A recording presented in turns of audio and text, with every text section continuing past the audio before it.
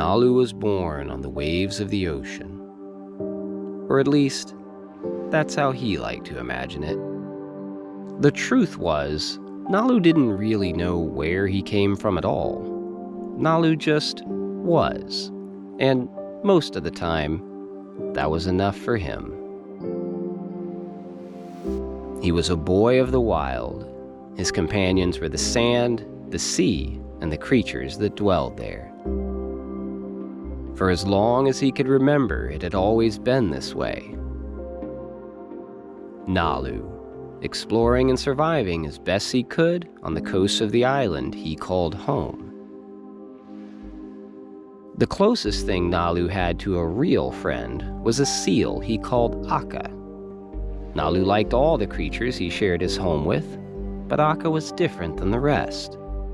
Wherever he went on the island, before long, she would always turn up there as well, as if to say, "Hello, just checking." One of Nalu's earliest memories was being desperately hungry after going days without catching any fish, and Akka showing up to share a fresh catch with him. But it wasn't often that Nalu actually needed any real help getting by.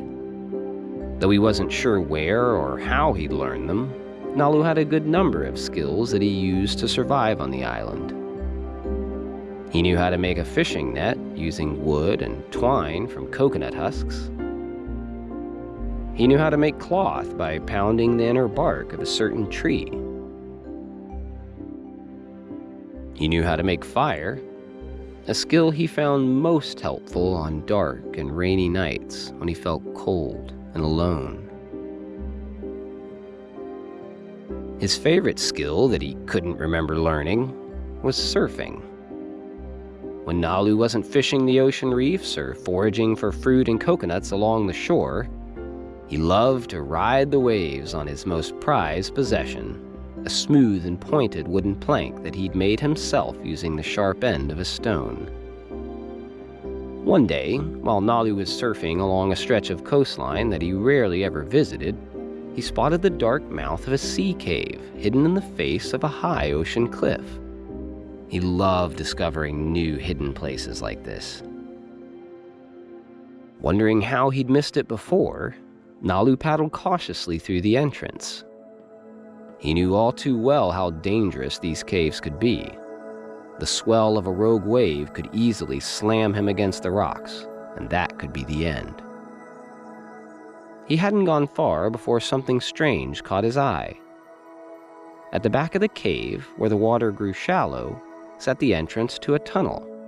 And out of that tunnel, from some unseen source around a bend, shone a bright and mysterious green light. Nalu had never seen anything quite like this light before.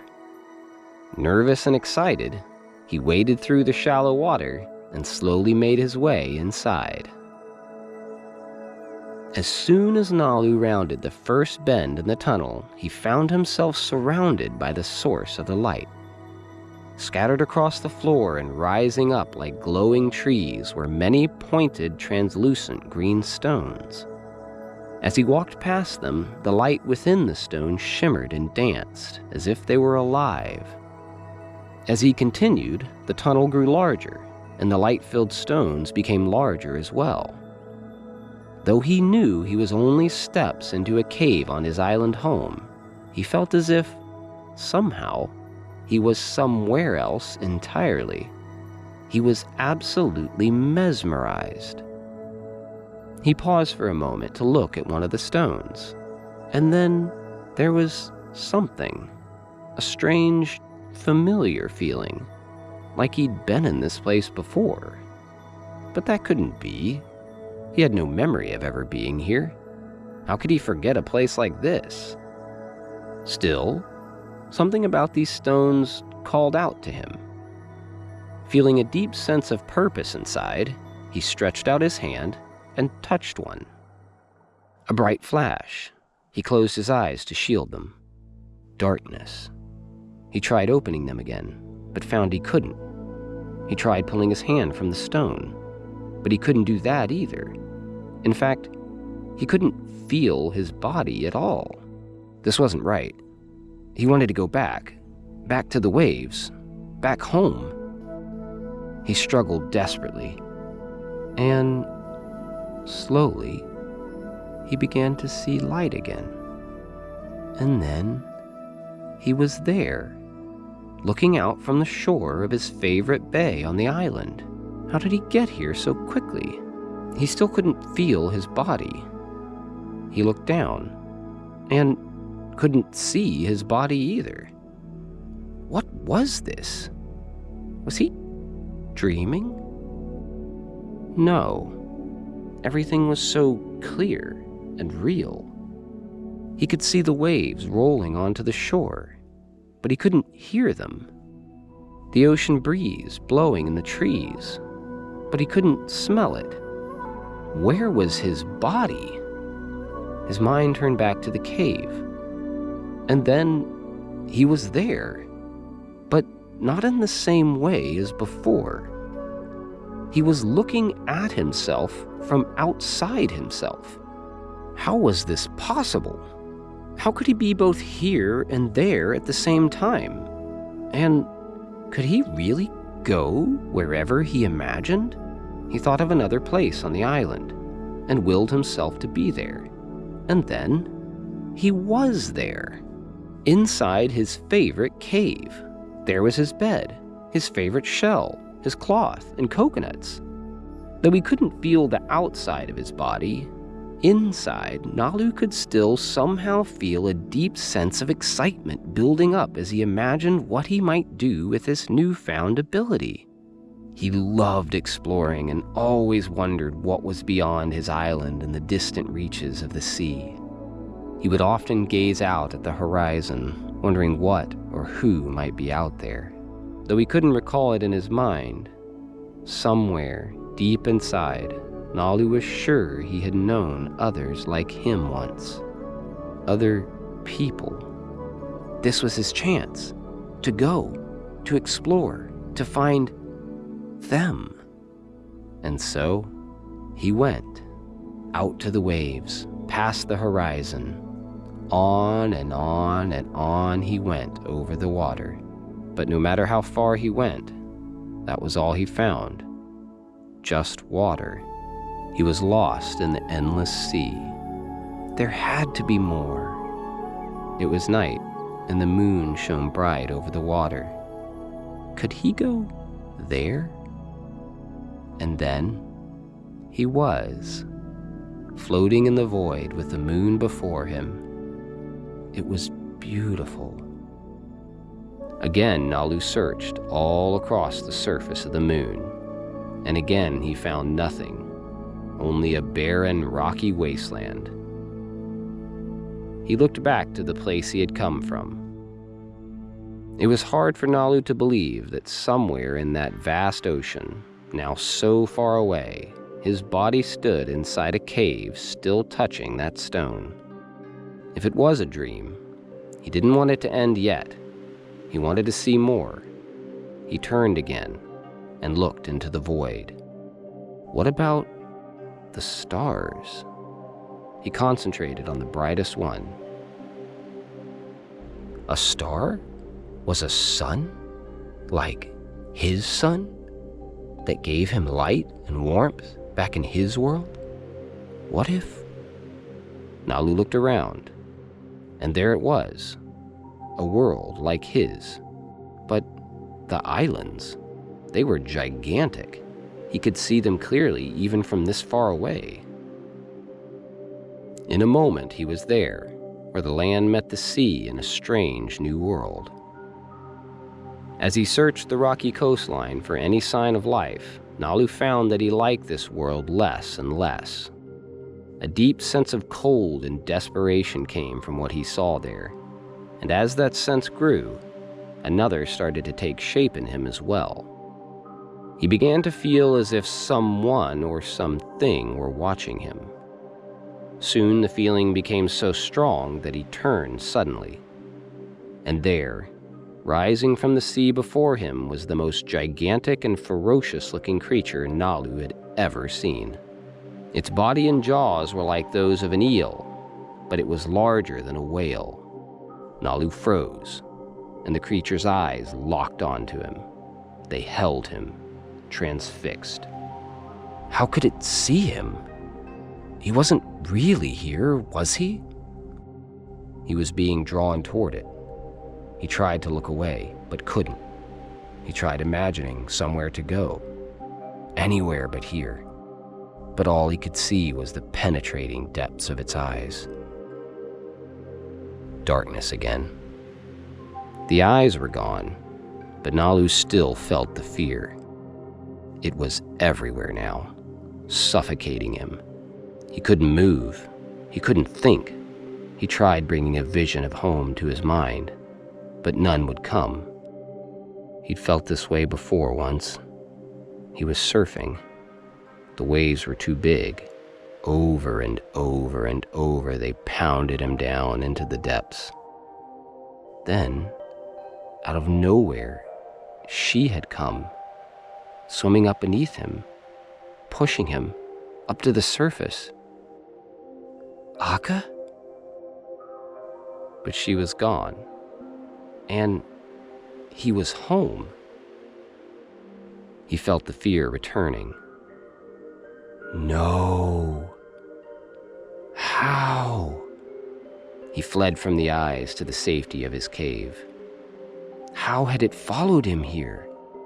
The dream had become a nightmare. Nothing in this world could match that creature. No whale, no shark. Nothing was safe now. It would devour everything. Akka, where was she? He had to find her, to warn her. He searched all along the coastline of the island, scouring every beach and bay. Soon he came upon a strange sight. Seals and turtles everywhere. He'd never seen this many on the shore at once. They must be hiding from that thing. There was Akka. She looked scared, but she was safe. In the distance, he saw the creature surface, then dive back beneath the water. He had to do something. His body, he needed it again. He went back, and there it was, just as he'd left it. But how was he going to get back inside it? And when he did, what use was it against such a monstrous creature? Everything was wrong, and it was all his fault. Both anger and shame welled up inside him. He shut it all out. Now he welcomed the darkness. At least it gave him some peace from the mess he'd created. Why had he ever touched that stone? He didn't mean for any of this to happen. He just wanted to find someone. Help. Please. The silent cry poured out from somewhere deep inside him, and it flowed like a tide out to a sea of nothing. And yet, from that nothing, something was flowing back. That same familiar feeling, washing over him like a wave.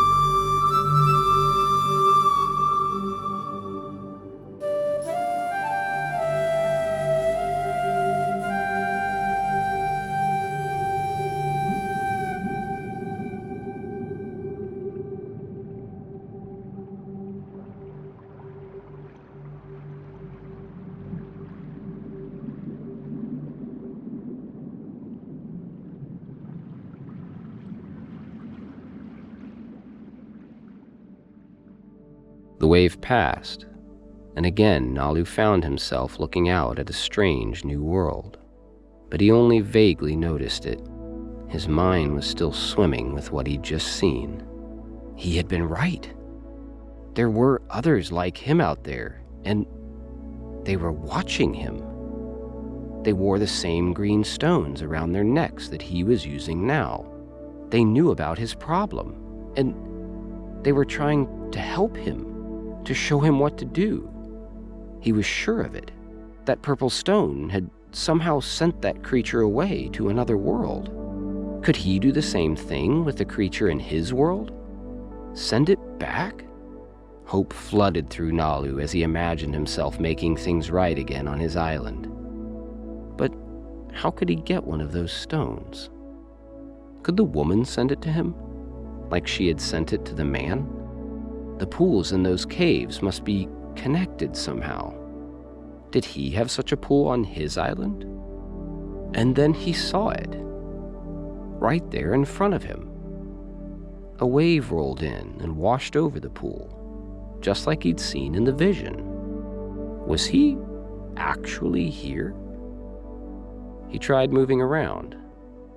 Yes, he was here, whatever that meant. But how was he here? He had never been to this place before. It was a particularly strange place. In some ways, it looked a lot like certain parts of his island. But the color and shape of everything was odd. Had he been sent here?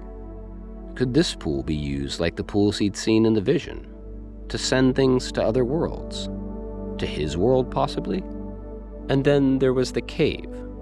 Nalu hadn't missed that, but it just occurred to him that both pools he'd seen in the vision had been inside a cave. The entrance looked large, but as he moved inside it, the cave quickly narrowed down to a small tunnel.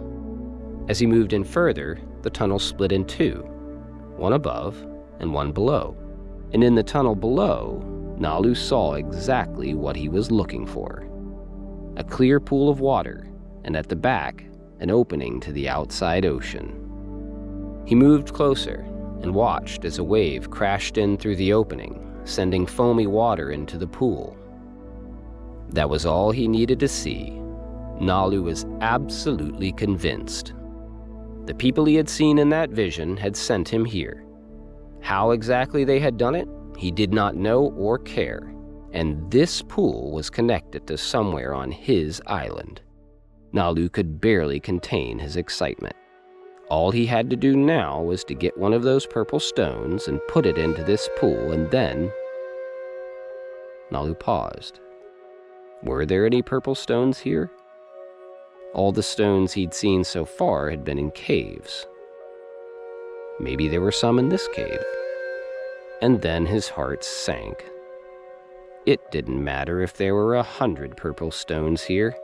He could never get a single one of them into that pool without his body being here too. Why had they sent him here then? What if they hadn't? What if they didn't exist at all? How could he know for sure if they did? And then an idea came to him. If he could go wherever he imagined, could he go to them? Nalu focused as hard as he could, but all he could manage was a faded, distant scene.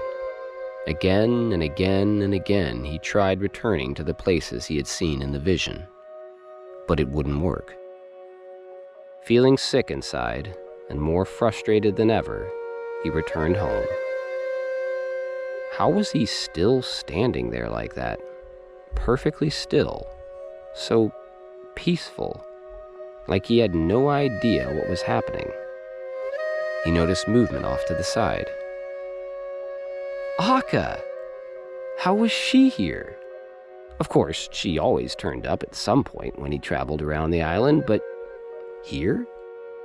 Suddenly she turned, and her eyes locked onto him, just like that creature. Only this time, instead of fear, he felt courage. A sudden strength woke up inside him. Nalu had always thought of her as a very special kind of animal, but in that moment he felt, somehow, she was more than just an animal. He never understood why, but she had always been there for him.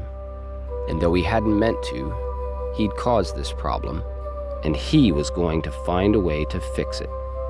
This world seemed to be his only hope. He had been sent here for a reason, and he was determined to figure out what that reason was, starting with this cave. Nalu had only just entered the cave again when he noticed something he hadn't before. Or someone. A boy, around his age, lying on the floor in the upper tunnel. Was he dead? No, just sleeping. The vision of the man and woman had been incredible for Nalu, but this was no vision, no dream. This was a real, living, breathing person. Who was he? And what was he doing here? Was this his home? Did he live alone here, like Nalu did on his island? Lying on and around the boy was an assortment of objects Nalu couldn't even begin to describe. However, there was one familiar item, one that Nalu himself always kept in his caves back at home. A coconut. However different this boy and his world were to Nalu, it seemed as though they did have at least two things in common. They both slept in a cave, and they both liked coconuts. And it was the coconut that gave Nalu the idea. He had once had a dream where one of his coconuts spoke to him. It told him where on the island he should go fishing that day. He woke the next morning laughing to himself about how silly the dream had been. But he had never had a dream like that before, and his curiosity got the better of him. Why not try that spot? He'd fished there before, and it wasn't too bad. That day, he caught more fish than he ever had in an entire week of fishing before or since. If there was any purple stones here in this world, this boy might just know where they are. But since Nalu couldn't exactly speak to him, he could only think of one way he might get him to put one in that pool below where he was sleeping, by convincing him to do it with a dream. If the old man and woman really did exist, and they had shared that vision with him, why couldn't he share a dream with this boy while he slept? One that showed him Nalu's desperate situation, what he needed, and how to get it to him. And if Nalu had been curious enough to act on his ridiculous talking coconut dream, would this boy be curious enough to act on one even more ridiculous than that? It all seemed very unlikely to work, but it was his only idea at the time. He had to at least try. Now, how to share a dream? Instinctually, Nalu reached out toward the boy with his mind. And, surprisingly, he began to see things. Faded at first, but as he reached out farther, they became more clear. Strange things. Nalu suddenly felt like he was intruding somehow, like he wasn't supposed to see these things at all. He let go, and felt his excitement return once again. Could this actually work? There really was only one way to find out. He gathered together everything that he could remember, and, from the beginning, sent the boy the whole story. Nalu's story.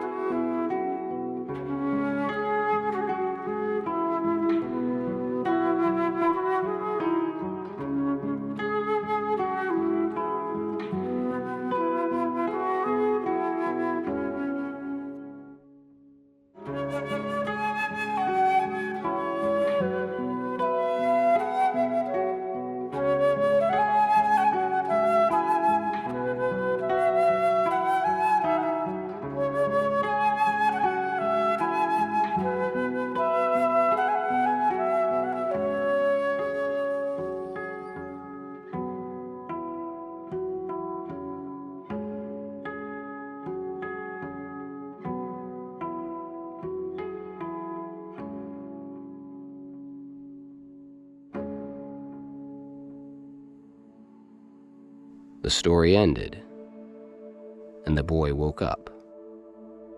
Nalu watched with mixed feelings of nervousness and deep curiosity as the boy used both hands to work with a strange sort of tool.